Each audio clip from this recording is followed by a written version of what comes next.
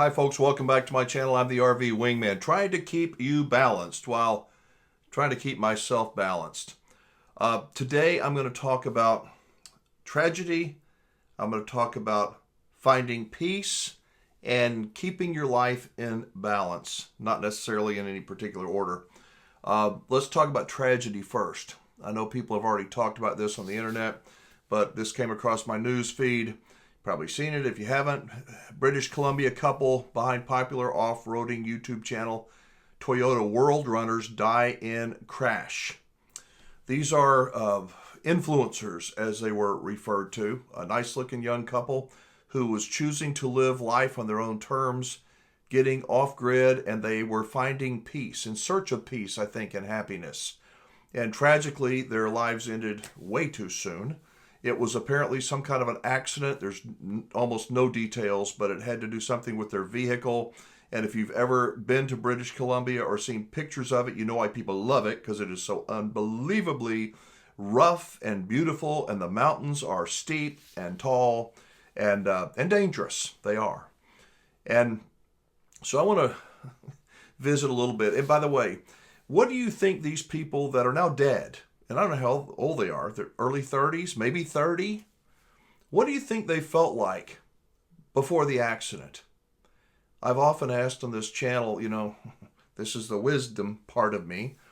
I've often asked, what does a mistake feel like? And almost everybody goes, well, it feels bad. Then why do you do it? It's because you don't know. And that reminds me of a riddle that I've said oftentimes. Why do we do what we do when we know what we know? Think about that for a minute. If you're new to the channel, I'm a former campground owner, obviously an old man who has lived a pretty fulfilling life, I guess. I've made some successes and a lot of failures. And around this virtual campfire, I try to guide you in a positive direction, try to steer you away from things that I see as potential trouble. And I don't have all the answers. I don't. I think that I'm making better decisions the older I get in life. By the way, if you're thinking about buying or selling an RV, now's a good time of year to do it. It really is. And I know you can do it at a lot of different places. I would hope that you would at least give the people that I have vetted an opportunity to earn your business. That QR code you see on the screen, if you pick up your phone and you shoot it, or you click on the link in the description, it will take you to my little resources page, and you can find the RV dealers that I trust.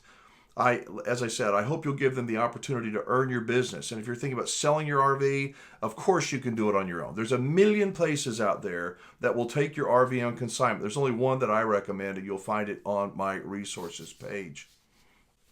So going back to this couple, you know what? Let's play a clip of a video. So I pulled some of their video, and it's just tragic. As you watch this video, you get a feeling, I think, of who they are, their sincerity. So let's go ahead and watch the video now, and then I'm going to pick back up on the other side. Not too long.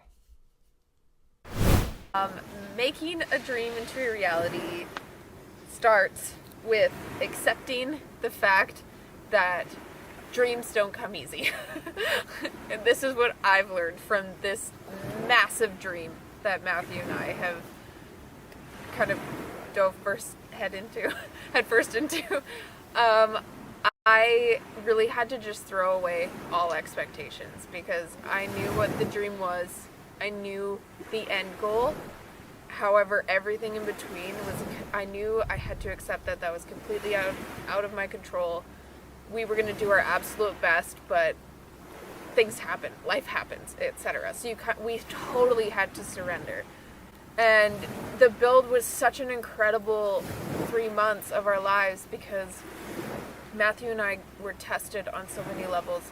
We learned new skills within hours of a day. It was like, it's like just thrown into 5 grades of elementary school in 3 months. It was like, you're going to learn this today and this tomorrow and this then.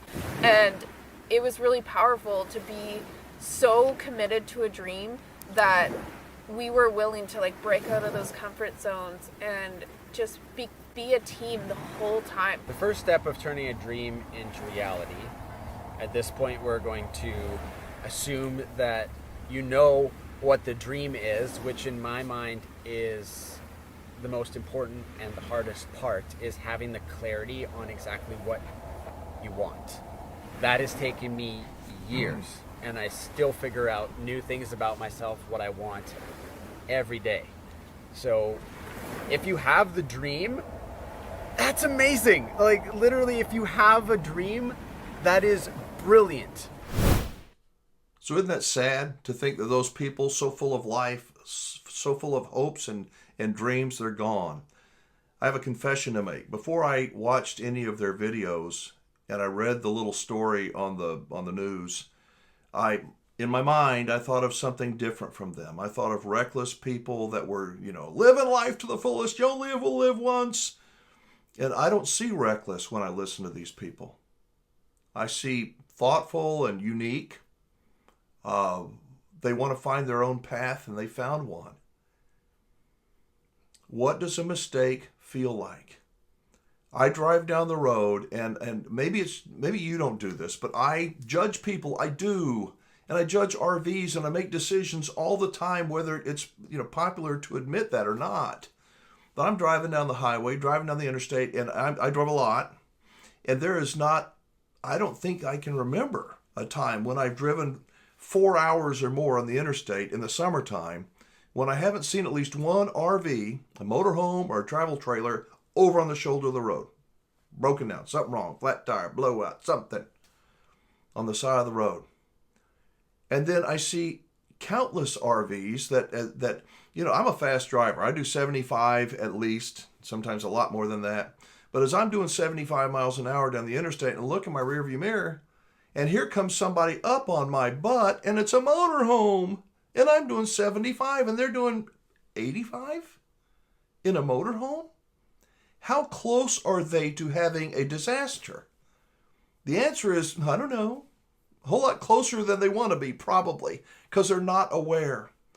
I'm not blaming this couple that met their demise up in Canada for their accident, but at some point, isn't tapping on the brakes and being self-aware and not chasing your dream and being... Accidents do happen. I know they do all the time. But don't we contribute to a lot of those accidents? And oftentimes we don't want to admit it. We're driving too fast. We are eating and driving at the same time. I'm guilty of that. We're talking on the phone. Oop, got a text message. Oh, how many times do you see a travel trailer and a pickup truck that instead of being like this, they're like this at the hitch? You're thinking, oh my God. All it takes is one construction person up there on the freeway, on the interstate, and this guy just doesn't see it in time, or somebody in front of him doesn't see it in time. He has to slam on his brakes. It's a disaster waiting to happen. I think it is a miracle we don't see more people that get killed and injured in RV accidents. Do you agree or not? I think that we're so close, and it's not just us. It's everybody has a little part in it. The construction zone, the people that are up in front of you, 2, 3, 4, 5 cars, maybe they're not paying attention. They're spanking their kid in the back seat, or they're eating something, or listening to the radio. They're not paying attention. And that little bit, oh, they're fine, but you're not. It all contributes. Am I saying that we have to be paranoid going through life? Maybe a little paranoia is not a bad thing. Am I saying that we have to live very rigid? I don't think so. The importance, I think, is finding our own balance and finding our own way, our own happiness. I must confess that doing this channel has taken the wind out of my sails for RVing. It has. Growing up, I camped and we RV'd and we traveled as a family, and I hunted and I fished and we slept in a tent, much of the time. And those were some of the greatest times of my life. Peaceful. I wasn't worried about the future. I had my nest, my family. We didn't know if we were rich or poor. We were just who we were. We were having fun. And I think that when you make a living doing something that you just loved so much, and I did for many decades, I made a living doing a fishing program and then a fishing and hunting program on TV. And I was okay at it. And I loved it at first, but then it got to be just... But deep down inside of me, there's still that love, that yearning, that connection that I had with nature way back when I slept in a tent Didn't even have a pad to sleep on, but it was so fun. And I think that for many RVers, they buy an RV because in their mind, yes, they have this fantasy they're going to travel and do all kinds of things and maybe go off-road. But I think there's that yearning calling of a memory inside, and that they pursue that. But it never turns out quite the way they thought it was going to. At least it hasn't for me. It's different. It's not bad. It just numbs me. So, what am I saying today? I think that we have to continue to find our own pathway towards peace and balance. Balance. We have to be aware of all the little moving parts around us without being paranoid. And the older we get, I got a haircut today, and I'm listening to the people in the barbershop, and they're talking about different things, and I'm thinking, that was me. Those attitudes, those opinions, it used to be me, and they're still part of that. Look how smart they are. Uh-oh. I used to think I was smart. And it's taken a time to reflect. And it's hard. These things, all the distractions of these cell phones, our lives are not the same as our children today. Children today, oh yes they are. No, they're not. They were, in the barbershop, they're sitting there watching these videos, just one after the other. Look at this one. And it was funny, silly, stupid stuff. I don't get off on that, but evidently I'm the rare breed because many, many people do. And I'm thinking, you know what? Back when I was young, there was a TV show about funny stuff called Candid Camera. Remember that? I don't know, once a week or whenever, but Alan Funt, the bald-headed guy, and he'd have little skits and scenes, and it was funny. It was good, clean humor. And now it's all Candid Camera all the time. People in Walmart farting and people kissing people at the barbershop in spoof videos and doing stupid things. And it's the overwhelming distractions that these things provide. You add into it something like the YouTube influencers. I guess I'm an influencer. I don't think I influence very much, but I'm trying to influence in a positive way. There is something for an influencer. This is the truth. There's something that when you get someone that comments on one of your videos or something that you said or sends you an email, there's something gratifying. It feels good. That dopamine, I got a hit. And I don't even think that it's something that we think about, but it's, wow, that felt good.